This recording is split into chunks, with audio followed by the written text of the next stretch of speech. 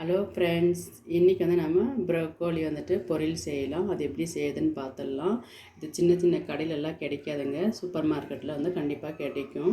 நீங்கள் தர வச்சு இது மாதிரி கிடைச்சோன்னே நீங்கள் இது மிஸ் பண்ணாதீங்க. பொரியல் செஞ்சு சாப்பிடுங்க. ரொம்பவே நன்மைகள் இருக்குது, நிறையவே மருத்துவ குணங்களும் இருக்குதுங்க. மிஸ் பண்ணாத. இன்றைக்கி நம்ம எப்படி பொரியல் செய்யலான்னு பார்த்துடலாங்க. இப்போ நம்ம எப்படி கட் பண்ணுறதுன்னு பார்த்துடலாங்க. இதை சின்ன சின்ன பீஸாக கட் பண்ணிடலாங்க. இது கட் பண்ணும்போது பார்த்து கட் பண்ணுங்க. ஏன்னா இது பச்சையாக இருக்கிறதுனால இது பூச்சியும் நமக்கு தெரியாது எப்படி இருக்குன்னு சொல்லிட்டு நல்லா பார்த்து கட் பண்ணி எடுத்துக்கலாங்க. நம்ம உஷாராக பார்த்து, ஏன்னா இது புழு கூட பச்சையாக இருக்குது, சான்ஸ் நிறையவே இருக்குது. பாருங்கள், இந்த மாதிரி சின்ன சின்ன பீஸாக கட் பண்ணி ஆச்சுங்க. தண்ணி நல்லா சூடானு நம்ம பாதி ஸ்பூன் உப்பு போட்டுடலாங்க. தண்ணியில் போட்டுடலாங்க. நல்லா தண்ணி சூடாக இருக்குங்க. கேஸ் ஆஃப் பண்ணிவிட்டு நம்ம ஒரு 5 நிமிஷம் இதிலே விட்டுடலாம். ஏன்னா இந்த பூச்சியெல்லாம் இருந்தாக்கா அதில் அப்படியே சத்துடுங்க. அதனால தான் இது ரொம்ப சாஃப்ட்டுங்க. 5 நிமிஷம் ஆச்சுங்க. இப்போ நம்ம இது எல்லாமே ஃபில்ட்ரு பண்ணிடலாம். சுடு தண்ணினா ஃபில்ட்ரு பண்ணிவிட்டு நம்ம பசு தண்ணி சேர்த்து நம்ம 2 டைம் நல்லா அழிச்சி எடுத்துடலாங்க. ஃபில்ட்ரு பண்ணி ஆச்சுங்க. இப்போ நம்ம எப்படி பொரியல் செய்யுதுன்னு பார்த்துடலாங்க.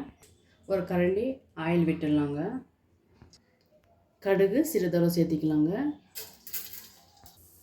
கடுகு நல்லா பொரிஞ்சோன்னு நம்ம ஒரு வெங்காயம் பொடியாக கட் பண்ணி வச்சுருக்கேன். இப்போ இதையும் சேர்த்திடலாங்க. கறிவேப்பிலையெல்லாம் சிறிதளவுங்க.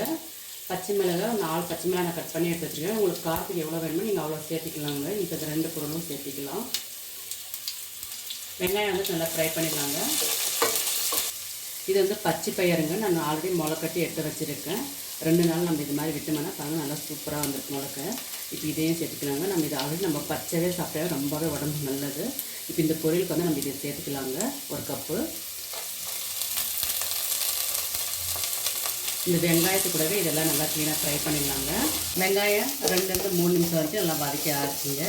இப்போ நம்ம தக்காளி 1ங்க கட் பண்ணி சேர்த்துக்கலாம். இப்போ இதையே நல்லா ஃப்ரை பண்ணிடலாங்க. தக்காளி நல்லா வதங்கணும். தக்காளியெல்லாம் நல்லா வதங்கியிருக்குங்க. கொஞ்சம் மட்டும் உப்பு சேர்த்துக்கலாங்க. 1/4 ஸ்பூன் உப்பு நல்லா வதக்கலாங்க. இப்போ இது எல்லாமே நல்லா வதங்கியிருக்குங்க. சேர்த்துக்கலாங்க.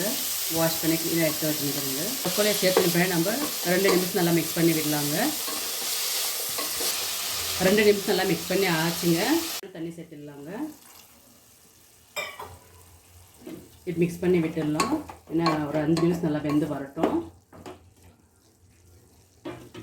இது மூடி வைக்கலாங்க. கேஸ் கொஞ்சம் ஸ்லோவாகவே இருக்கட்டும், நல்லா குக் ஆகட்டும். 5 நிமிஷம் ஆச்சுங்க. இப்போ ஓப்பன் பண்ணி பார்த்துடலாம். பாருங்கள், நல்லா தண்ணியெல்லாம் இழுத்துருக்கு. எல்லாமே நல்லா வெந்திருக்குங்க. இது சீக்கிரமாக வெந்துடுங்க. இப்போ இந்த டைம் நம்ம எக்கு வேணும்னு நீங்கள் சேர்த்திக்கலாம். நான் இன்றைக்கி சனிக்கிழமைன்றதுனால நான் சேர்த்துலங்க. இந்த டேஸ்ட்டில் நம்ம எக்கு சேர்த்திக்கலாம். அதுக்கு தகுந்த மாதிரி நீங்கள் ஃபஸ்ட்டே உப்பு காரம் சேர்த்திக்கணுங்க. இப்போ நம்ம பொரியல் ரெடி ஆகிடுச்சுங்க. கேஸ் ஆஃப் பண்ணிடலாம்.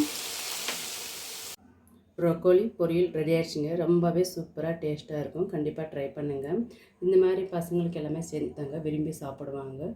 இதில் நிறைய மருத்துவ குணங்கள் இருக்குங்க. கண்டிப்பாக ட்ரை பண்ணுங்கள். மிஸ் பண்ணாமல் எங்கேயாவது கிடைச்சா வாங்கி என்னன்ட்டு செஞ்சு சாப்பிடுங்க. இந்த டிஷ் உங்களுக்கு பிடித்திருந்தால் லைக் பண்ணுங்கள், ஷேர் பண்ணுங்கள், கமெண்ட் பண்ணுங்கள், சப்ஸ்கிரைப் பண்ணுங்கள், பக்கத்தில் போய் அமர்த்திக்கோங்க. ஓகே ஃப்ரெண்ட்ஸ், பாய்.